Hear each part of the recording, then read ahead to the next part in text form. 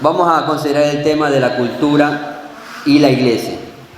Y es un tema importante porque no estamos ajenos a la parte de... Todos tenemos una cultura. ¿Entendemos lo que es una cultura?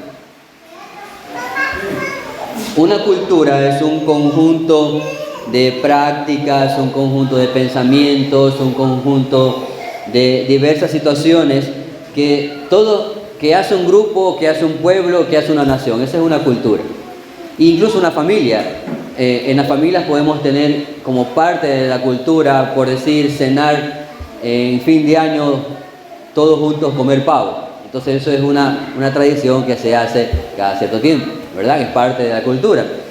Y cada uno tiene diferentes prácticas en ese sentido. No todos los aspectos culturales son pecaminosos, aunque también hay aspectos culturales que están fuera de lugar, que están fuera de lo que la Escritura nos dice.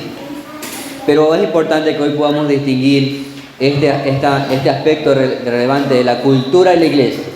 ¿Cuándo está bien la cultura y cuándo la iglesia debe de empezar a discernir qué aspectos de la cultura no están bien y qué aspectos a veces de la cultura del mundo pretenden infiltrarse en la iglesia?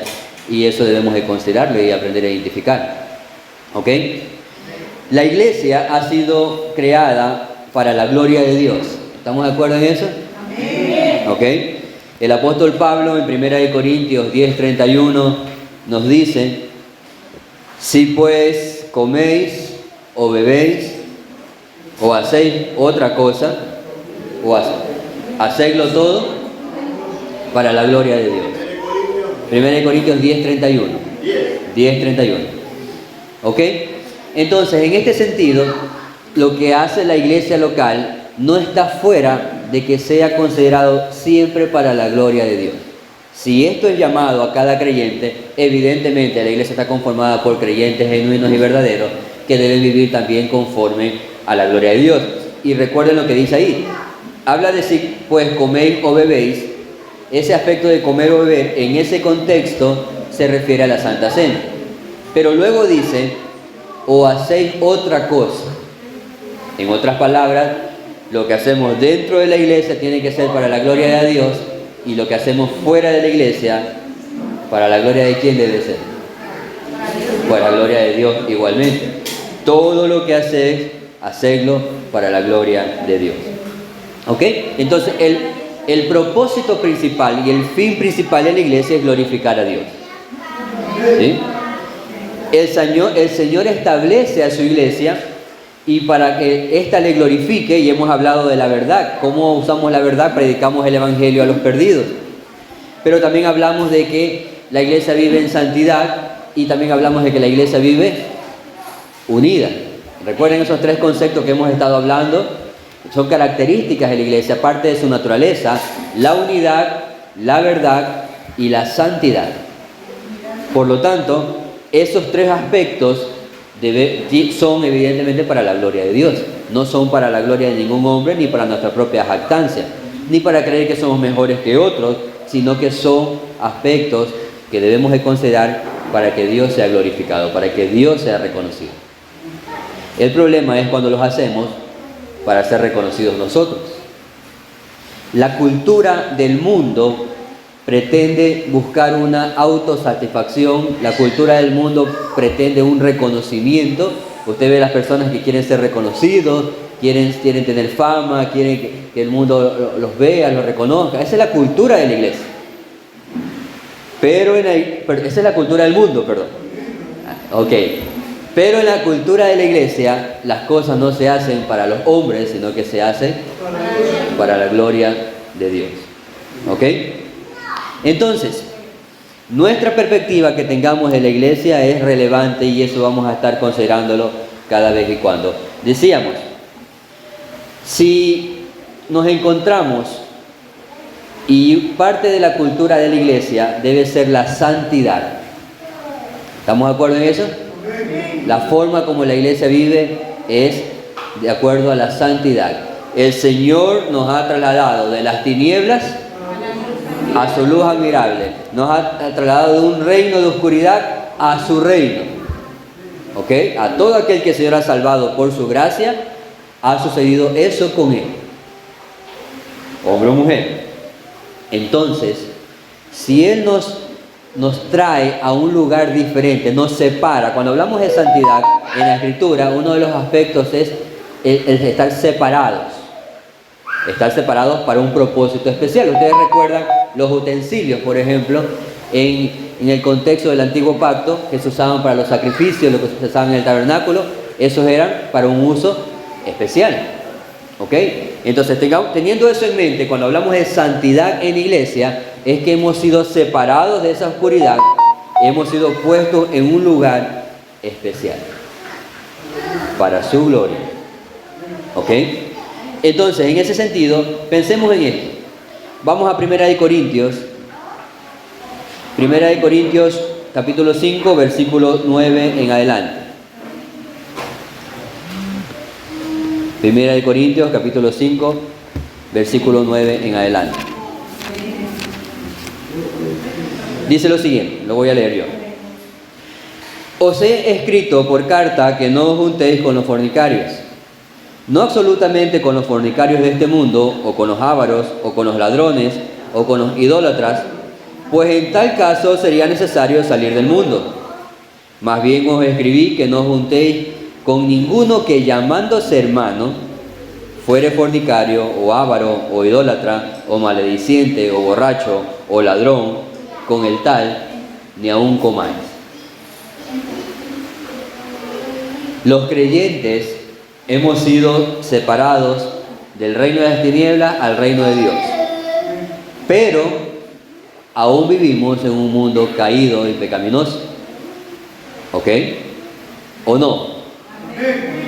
Hemos sido separados de una esfera de la esclavitud del pecado y traídos al reino de Dios, pero aún vivimos en un contexto de pecado, en un mundo que se maneja contrario a la ley de Dios.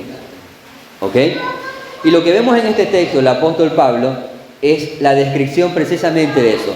El apóstol Pablo reconoce que vivimos en ambas esferas. Es decir, hemos sido separados para Dios, pero aún vivimos en un mundo caído. Y el ejemplo que está poniendo aquí es en el caso de, él no está diciendo que esta parte de separarse es irse a otro mundo, porque ¿quién puede irse a otro mundo?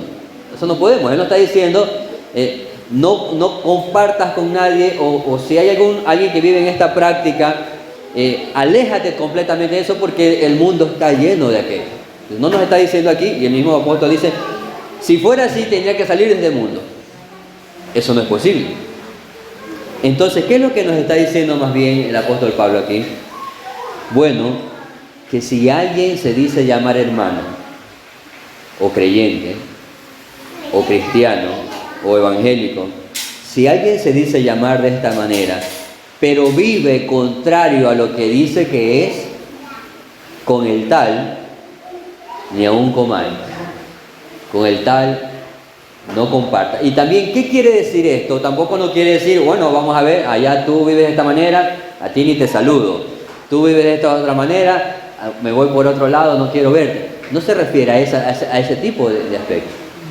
Lo que él está haciendo énfasis aquí, cuando dice con el tal ni aun comáis, se refiere a la Santa Cena. Porque ¿quiénes participan de la Santa Cena? Solo los verdaderos creyentes. Y lo que él está diciendo aquí es que los no creyentes, es decir, los que viven como incrédulos y su forma de vivir denota lo que son, con ellos no participen de la Santa Cena, con ellos no comáis, con ellos no compartan. Pero a ellos, si los tienes cerca, si están junto a ti, si entran a la iglesia, no les cierres la puerta de la iglesia. Ellos pueden entrar, necesitan entrar para escuchar la palabra de Dios. Predícales el evangelio, háblales de Cristo para que se vuelvan de esa vida pecaminosa en la cual se encuentran. Cuando dice no comáis o no compartas con ninguno de ellos, se refiere a eso, a no compartas las cosas santas de Dios, la Santa Cena, con alguien que vive de una manera inmunda. Pero a esa persona debes de ganarla para Cristo, predicándole el evangelio, hablándole de su pecado, para que se vuelva al Señor, para que salga de esa condición, de ese reino de las tinieblas al reino de su luz admirable. ¿Ok? Por eso dice, no juntéis, no comáis. No le puede seguir llamando hermano a alguien que vive una conducta pecaminosa sin arrepentimiento. Ahora, aclaremos esto. Aún pecamos como creyentes, pero la diferencia entre un creyente y un no creyente es que los creyentes no practican el pecado y los no creyentes practican y viven en el pecado. Y no es el hecho de hacer un juicio, porque alguien ahí tomando las palabras del Señor y que esté libre de pecado lance la primera piedra, pero los creyentes viven de una manera diferente. Viven bajo una cultura diferente en el tema que estamos tratando. Y eso se distingue de cómo viven las demás personas en este mundo. ¿Ok? Puede ser más amplio el libro. Claro.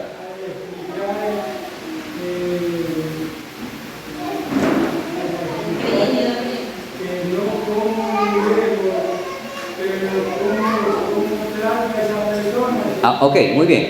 Entonces, el pasaje que leímos de 1 Corintios, primero que Pablo está escribiendo a una iglesia. Los Corintios era una iglesia local, había creyentes ahí. Pero en medio de ese grupo de creyentes, habían personas que estaban viviendo como no creyentes. ¿Ok? Claro que sí. No estaban convertidos. Sí. Estaban arrepentidos, pero no estaban convertidos. No habían nacido de nuevo, para resumirlo en una palabra. No habían nacido de nuevo. ¿Ok? Entonces, esas personas estaban dentro de la iglesia.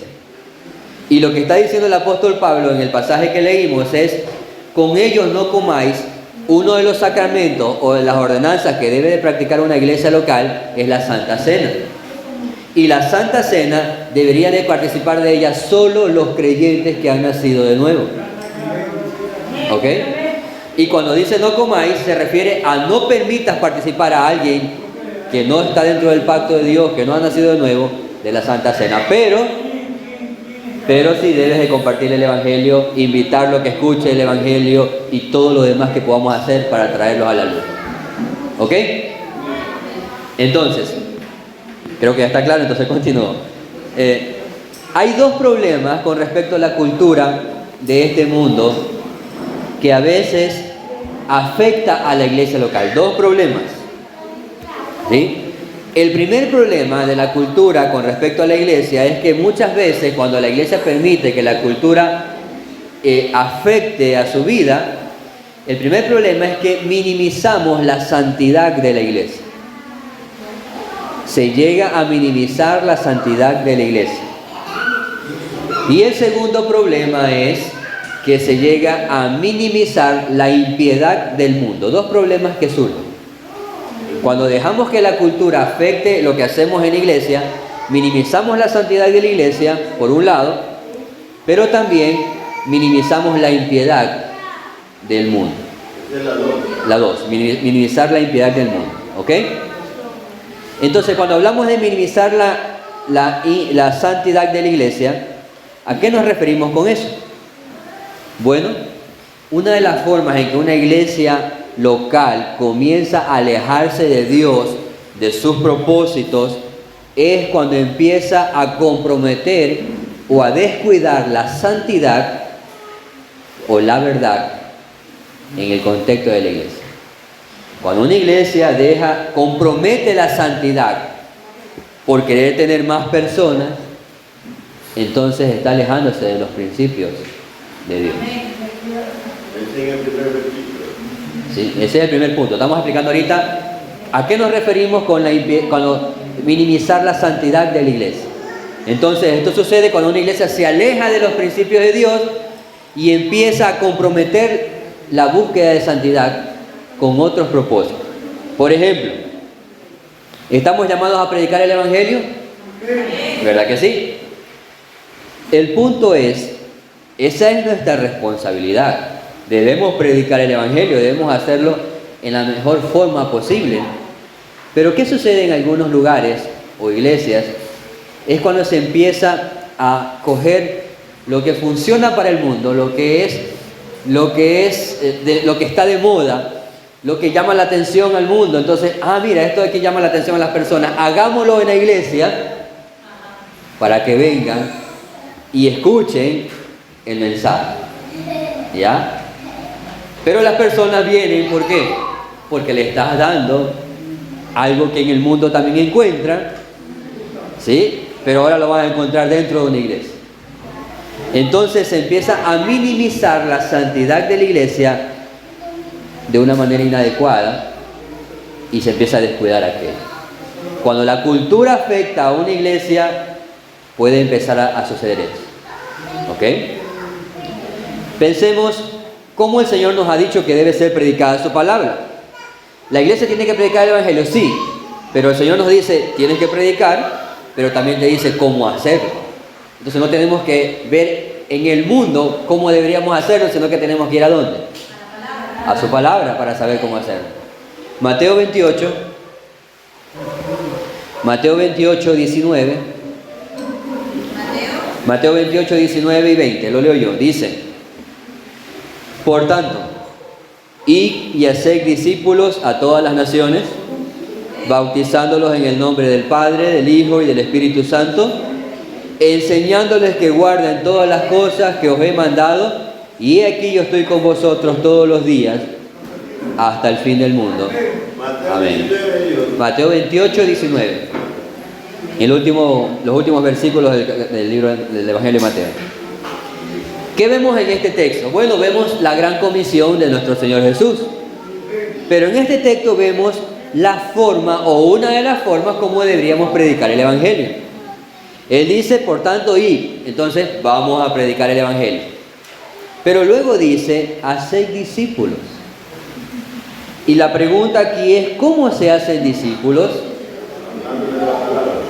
El texto nos dice, el 20, enseñándoles que guarden todas las cosas que os he mandado.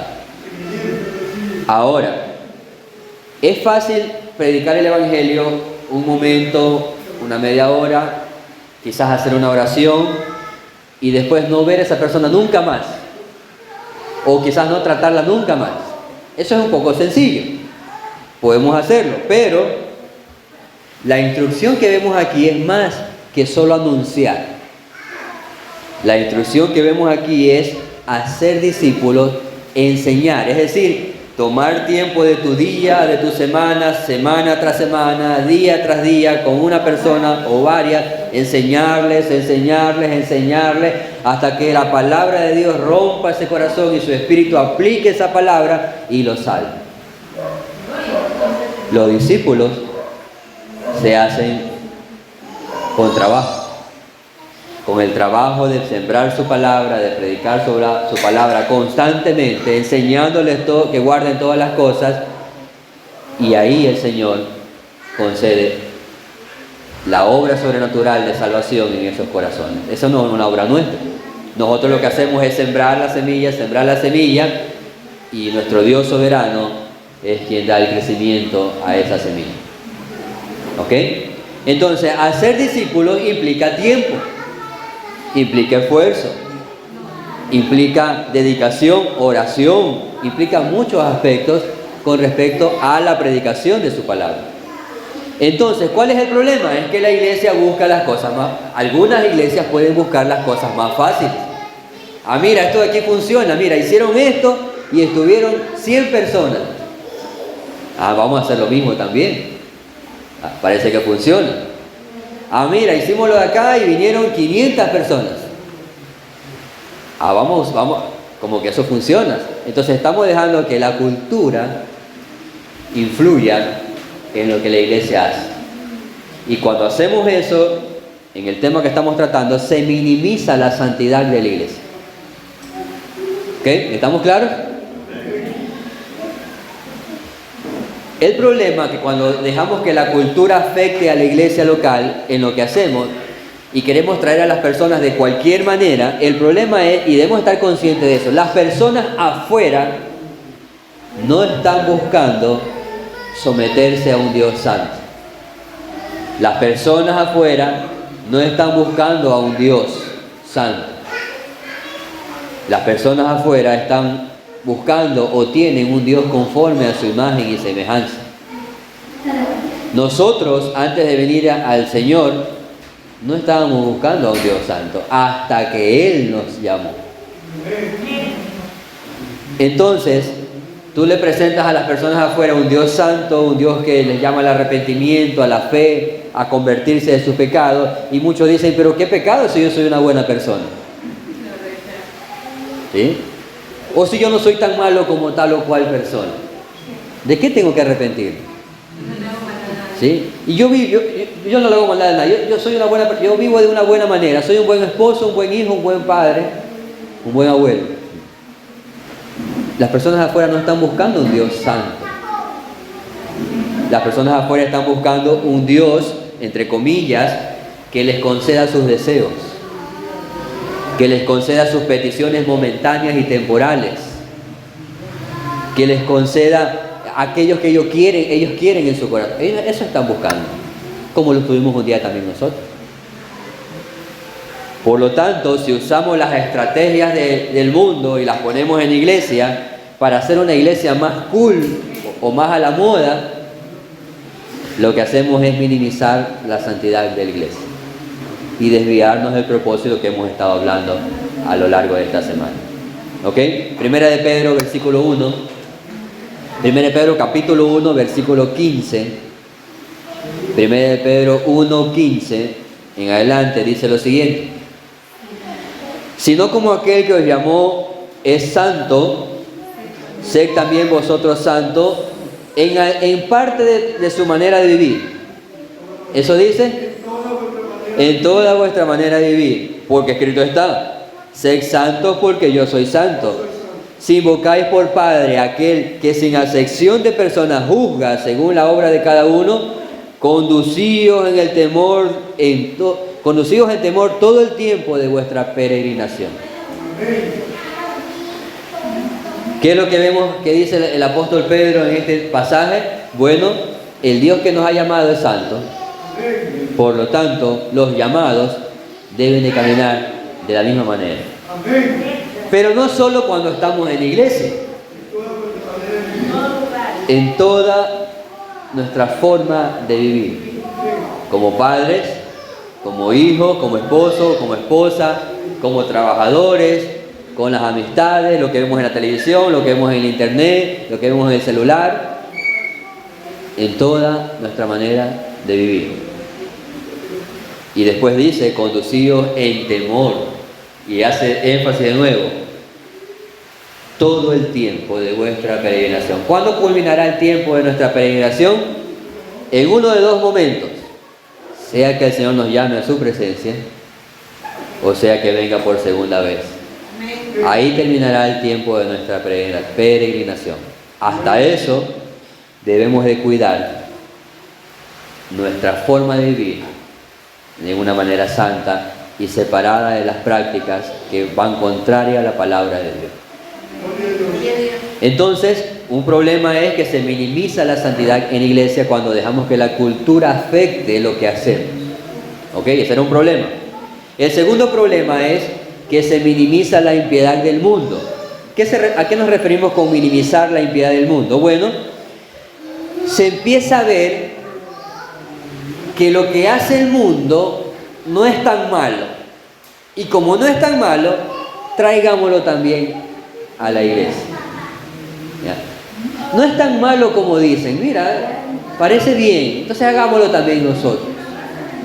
Entonces se llega a ver, o se empieza a ver lo que el mundo hace en sus prácticas normales y culturales, muchas de ellas, se empieza a ver como no tan mal.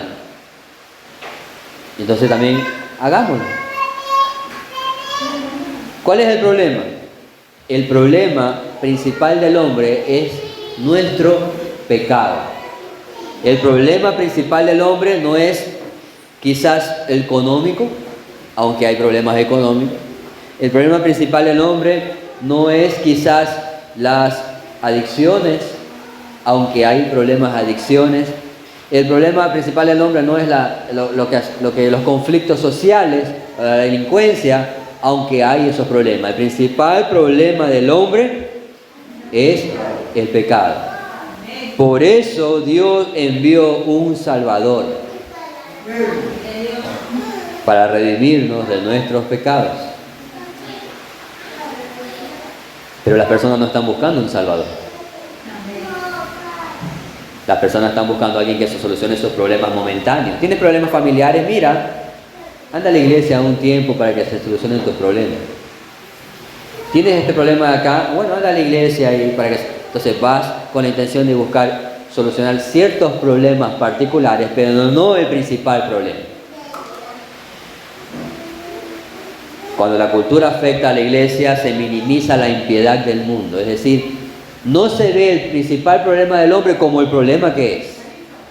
Isaías 5:20, el profeta Isaías menciona en Isaías 5:20 lo siguiente: Ay de los que a lo malo dicen bueno, y a lo bueno malo, que hacen de la luz tinieblas, y de las tinieblas luz, que ponen lo amargo por dulce, y lo dulce por amargo. Isaías 5:20. ¿Qué dice el profeta en el texto? Hay personas que minimizan el pecado. A lo malo le dicen bueno, a las tinieblas le dicen luz, a lo amargo lo prueban como que fuera dulce. Y eso sucede cuando dejamos que se minimice la impiedad del mundo y empezamos a considerarla en el contexto de la iglesia local. Isaías 5:20 fue lo que leí. Entonces, una iglesia o algunas iglesias empiezan a considerar el mercadeo, empiezan a considerar más las cuestiones externas, empiezan a considerar las estrategias, empiezan a considerar muchas cosas, pero no consideran lo principal. La iglesia es columna y baluarte de la verdad. Por lo tanto, si la iglesia es columna y baluarte de la verdad, debe buscar la santidad. Y sin verdad no hay santidad. Es la palabra la que nos ha santificado a través de su Espíritu. ¿Ok? Entonces, Jeremías 6:16, ¿qué dice? Si el problema es la impiedad, o que se minimiza la impiedad, y si el problema es que se minimiza la santidad, ¿cómo solucionamos esto? ¿Cómo solucionamos este tema? Isaías 6:16. Jeremías 6:16 dice: Así dijo Jehová, paraos en los caminos y mirad y preguntad por las sendas antiguas, cuál sea el buen camino, y andad por él, y hallaréis descanso para vuestra alma. Mas ellos dijeron, ¿qué dijeron? No andaremos. El llamado del profeta Jeremías es: mira hacia esas verdades que han sido predicadas desde la antigüedad. Mira esas verdades que están en las Escrituras. Mira esa verdad que está ahí disponible, que Dios ha dado desde siempre. Recuerden que semanas atrás una de las cosas que mencionamos es que debemos de tener claro que la iglesia no tiene 50 años. La iglesia no tiene 100 años. La iglesia tiene casi 2000 años. Por lo tanto, debemos de considerar si las cosas que practicamos ahora fueron practicadas durante todos los 2000 años que la iglesia ha existido. Y si las cosas que practicamos ahora concuerdan con esas sendas antiguas que han sido reveladas en las Escrituras. Porque si no es así, probablemente hay influencia de la cultura. La cultura de los últimos 50 años puede ser que haya influenciado en lo que hacemos como iglesia. La cultura de los últimos 100 años puede ser que haya influenciado en lo que hacemos como iglesia, y no la verdad de Dios. Y eso debemos examinar.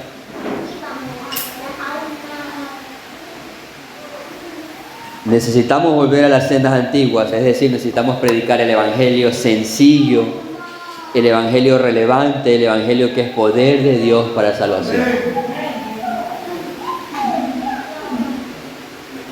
¿Cómo serán salvas las personas? ¿Cómo serán salvos los jóvenes, los hombres, las mujeres? ¿Cómo serán salvos ellos? Bueno, solamente por la predicación del Evangelio. ¿Y qué es el Evangelio? Bueno, una de las preguntas que es el Evangelio fue enviada la semana anterior, luego lo leeré. Pero déjenme mostrar un resumen del apóstol Pablo de lo que es el Evangelio. Primera de Corintios 15, 1. Primera de Corintios 15, 1 en adelante. ¿Qué es el Evangelio? Bueno, el apóstol Pablo resume esto así. Además os declaro, hermanos, el Evangelio que os he predicado. ¿Qué predicó él? El Evangelio. El cual también recibiste. ¿Qué recibieron ellos? El Evangelio. En el cual también perseveráis. ¿En qué perseveraban ellos? En el Evangelio. Dice, por el cual, asimismo, si retenéis la palabra que os he predicado. ¿Qué tenían que retener ellos? ¿Y a qué palabra se está refiriendo? Al Evangelio. ¿Ok? Si retenéis la palabra que os he predicado, si retenéis el Evangelio que os he predicado, sois salvos. Si no lo retenéis, creísteis en vano. Eso dice el apóstol, ¿verdad? Y ahí viene y dice, porque primeramente os he enseñado. ¿Qué enseñó Pablo? Lo que recibió. ¿Cuál fue el Evangelio que recibió Pablo? En 2 líneas lo resumo. Que Cristo murió por nuestros pecados, conforme a las Escrituras, que fue sepultado y que resucitó al tercer día, conforme a las Escrituras. ¿Qué es el Evangelio? En resumen, estas 2 líneas. Que Cristo murió por nuestros pecados, conforme a las Escrituras, que fue sepultado por nuestros pecados, reemplazándonos a nosotros, y que resucitó al tercer día porque la muerte no lo pudo retener, conforme vemos en las Escrituras. Cuando alguien pone su confianza en esa verdad y no en sus propias obras, el Señor obra en su corazón a través de este poderoso Evangelio. El Espíritu Santo aplica esa verdad, le concede fe y arrepentimiento y nos salva. Este es el poder de Dios que salva a los hombres de la condición de tinieblas y oscuridad en la que se encuentran y en la que nos encontramos anteriormente.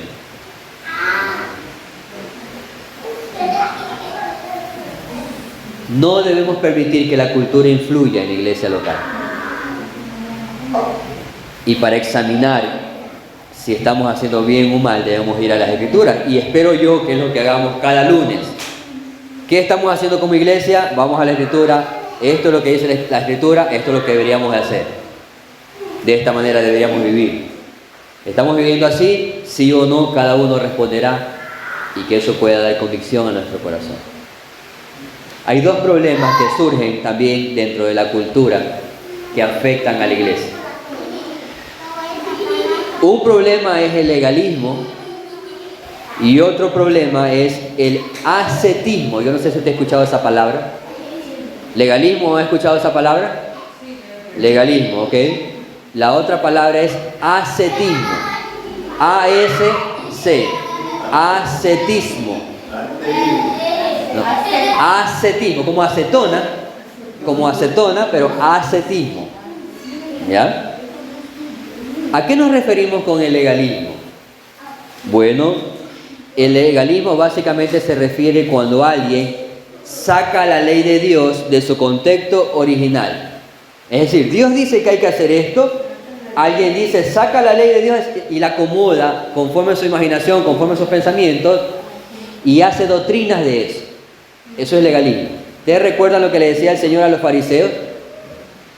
Y lo que le decía el Señor a sus discípulos.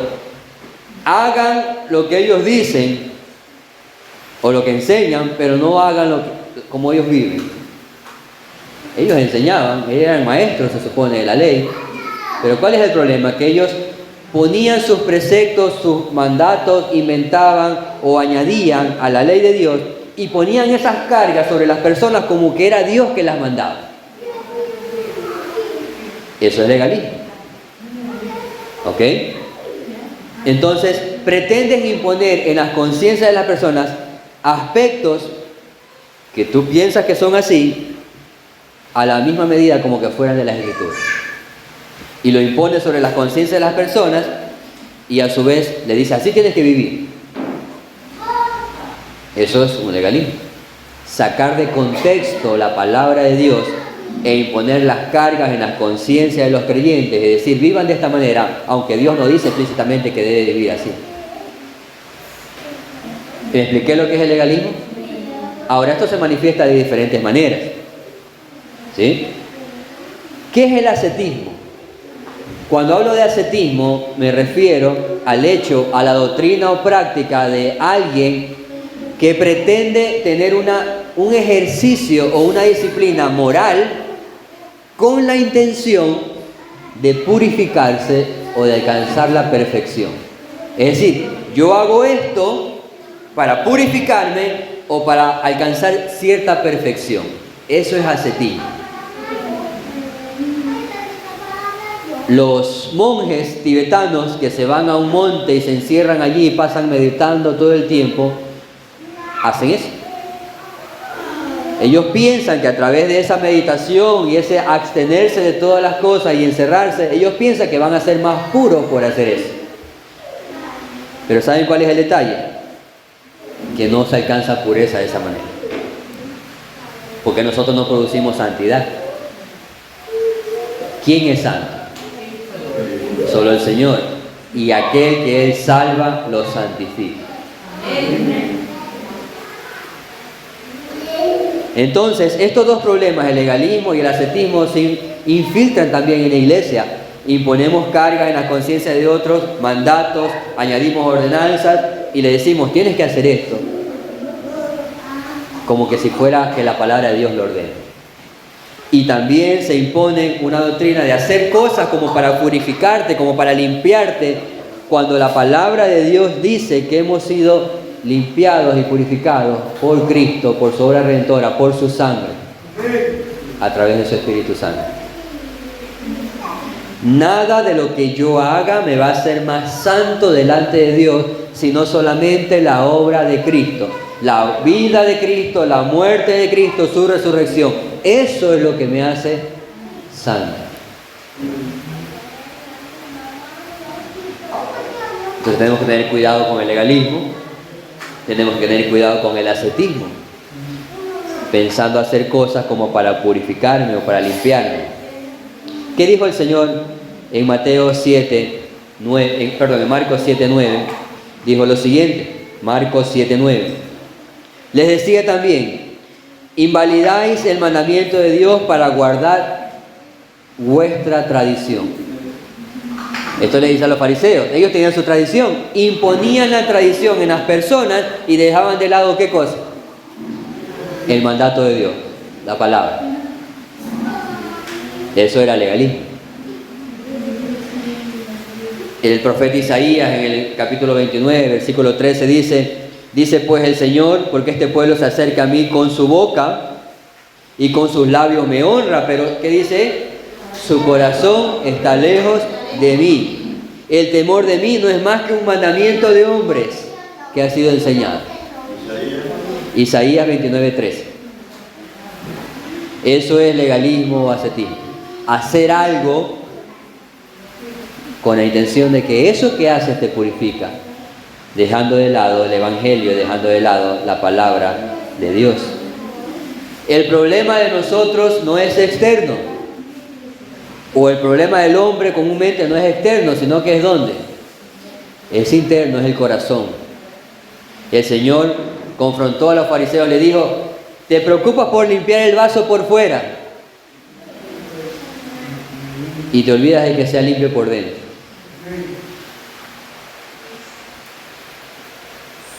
Para ir culminando, 1 Corintios 6:11. 1 Corintios 6:11. Dice, y esto erais algunos, mas ya habéis sido lavados, ya habéis sido santificados, ya habéis sido justificados en el nombre del Señor Jesús y por el poder y por el Espíritu de nuestro Dios. ¿Cuándo sucede ese lavamiento, esa santificación, esa justificación? ¿Cuándo sucede? En el preciso momento en que Él nos concede el nuevo nacimiento, cambia nuestro corazón de piedra y nos da vida nueva. Si eso ha pasado en su vida, no necesitamos hacer prácticas para purificarnos más, porque ya hemos sido purificados por el Señor.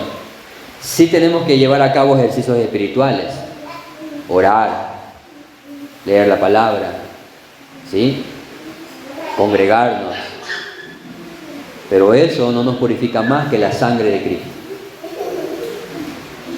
¿Ok? La sangre de Cristo derramada, ese sacrificio que fue hecho una sola vez y para siempre, es la que nos permite estar santos delante de Dios cada vez que venimos a su presencia. Amén. La pregunta final es, ¿cómo manejamos nuestra vida? ¿Manejamos nuestra vida por principios culturales o manejamos nuestra vida por principios escriturales? ¿Manejamos nuestra vida por normas de la tradición o manejamos nuestra vida por lo que la palabra de Dios nos dice? ¿Manejamos nuestra vida por lo que dice el Evangelio o manejo mi vida por lo que diga mi mente y mi imaginación? La verdad y la santidad son relevantes en cada creyente y la verdad y la santidad son relevantes en la iglesia local. Debemos de cuidar que la cultura no afecte a la iglesia ni a nuestras propias vidas y que el Señor conceda convicción en su palabra de la obra de Cristo para ser santificados cada vez más. Vamos a orar. Señor, te damos gracias por tu misericordia hacia nosotros. Señor, reconocemos nuestro remanente de pecado aún, con el cual luchamos, con el cual perseveramos. Señor, guárdanos de cualquier práctica legalista, guárdanos de cualquier práctica ascética. Ten misericordia de nosotros y ayúdanos a fundamentarnos en tu palabra, en tu evangelio, que sea el evangelio el que nos sustente, que sea nuestro motor, nuestra fuerza de vivir. Señor, ayúdanos. Y aquellos que no te han conocido aún, tú lo sabes, oh Señor. Tú sabes quién no ha nacido de nuevo en este lugar, aún si lo hay. Te pido que tu evangelio, la vida de Cristo, su muerte, su sacrificio, su resurrección pueda ser entendida por su alma, por su corazón, por su mente y creída con fe. Y que haya un arrepentimiento genuino de pecados que tú concedes a esas almas. Cambia el corazón de piedra, oh Señor, y concede vida donde no lo hay, por tu evangelio. Te lo pedimos, Señor, y te damos gracias. En el nombre de Cristo Jesús. Amén.